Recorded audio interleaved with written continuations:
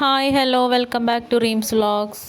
നിങ്ങൾ ആദ്യമായിട്ടൊരു cooking ജേണിയൊക്കെ start ചെയ്യുകയാണെങ്കിൽ ഈ ഒരു ഉപ്പുമാവിൻ്റെ റെസിപ്പി ഫോളോ ചെയ്യുകയാണെങ്കിൽ നിങ്ങൾക്ക് അത്യാവശ്യം നല്ല രീതിയിൽ തന്നെ ഉപ്പുമാവ് ഉണ്ടാക്കാൻ പറ്റും കേട്ടോ. അപ്പോൾ നമുക്ക് ഉപ്പുമാവ് ഉണ്ടാക്കാം.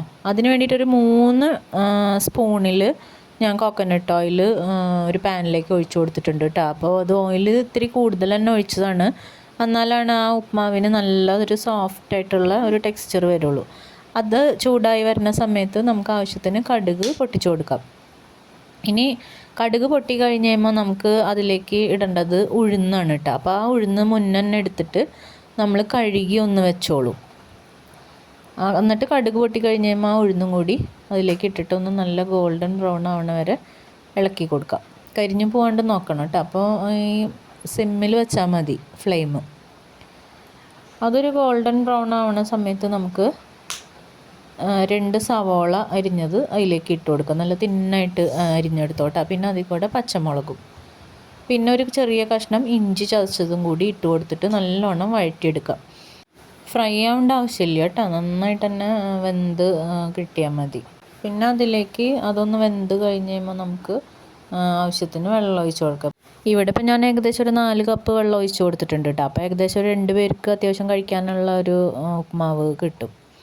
അങ്ങനെ ആവശ്യത്തിന് നമ്മൾ വെള്ളം ഒഴിച്ച് കൊടുക്കുക. പിന്നെ അതിൻ്റെ ഇടയിൽ നമ്മൾ ഉപ്പൊന്ന് ചെക്ക് ചെയ്ത് നോക്കണം കേട്ടോ. അപ്പോൾ ഉപ്പിൻ്റെ അളവ് എങ്ങനെയാണെന്ന് പറഞ്ഞാൽ ഇത്തിരി കൂടുതൽ വേണം, കാരണം എന്നാലല്ലേ റവ നമ്മൾ ഇടുമ്പോൾ പെർഫെക്റ്റായിട്ട് ഉപ്പ് കിട്ടുള്ളൂ. പിന്നെ അത് കുറഞ്ഞു പോയാൽ നമുക്ക് ഇടാനും പറ്റില്ല, കൂടിയാലും പ്രശ്നമാണ്. അപ്പോൾ അത് ഒന്ന് നോക്കിയിട്ട് ഇട്ട് കൊടുക്കാം.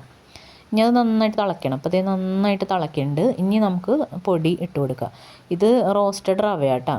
റവ 2 ടൈപ്പ് നമുക്ക് വാങ്ങിക്കാൻ കിട്ടും, റോസ്റ്റഡും അല്ലാണ്ട് പ്ലെയിനും. അപ്പോൾ പ്ലെയിൻ വാങ്ങിക്കുകയാണെങ്കിൽ നമ്മൾ റോസ്റ്റ് ചെയ്തെടുക്കണം കേട്ടോ. അപ്പോൾ ഇത് റോസ്റ്റഡ് ആയത് തന്നെ ഡയറക്റ്റ് ഇട്ട് കൊടുക്കണം. അത് ഇട്ട് കൊടുക്കുന്ന സമയത്ത് പിന്നെ അപ്പം ഇളക്കൊന്നും ചെയ്യരുത്, ഇങ്ങനെ എല്ലാ സ്ഥലത്തും ആവണ രീതിയിൽ ഇട്ട് കൊടുക്കുക. എന്നിട്ട് ഈ വെള്ളത്തിൻ്റെ ലെവൽ അടിയിലായിരിക്കണം. കണ്ട മുകളിൽ ഇപ്പോൾ ആ ഒരു റവ പച്ചറവ അങ്ങനെ പൊന്തി നിൽക്കുന്നുണ്ട്.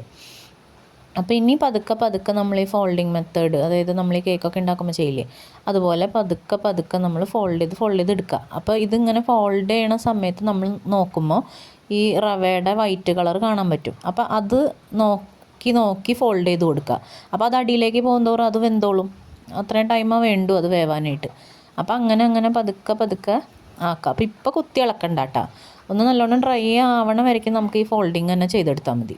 ഇതിപ്പോൾ ഞാൻ ചെയ്യണ ഒരു മെത്തേഡാട്ടോ. എനിക്ക് ആദ്യം കുക്കിംഗ് തുടങ്ങിയ സമയത്ത് ചില സാധനങ്ങളൊന്നും ഉണ്ടാക്കി കഴിഞ്ഞാൽ ശരിയാവുന്നേ ഉണ്ടായിരുന്നില്ല. എന്നിട്ട് പിന്നെ എൻ്റെ ഒരു എന്താ പറയുക, ഒരു ഐഡിയയിൽ ചെയ്ത് നോക്കിയപ്പോൾ ഈ ഒരു ഐഡിയ എനിക്ക് കൂടുതൽ വർക്കൗട്ടായി. അതുകൊണ്ടാട്ടോ ഞാൻ ഇപ്പോൾ ഇത് കാണിക്കണേ. ചിലപ്പോൾ എന്നേൽ നന്നായിട്ട് ഉണ്ടാക്കാൻ നിങ്ങൾക്ക് അറിയുമായിരിക്കും.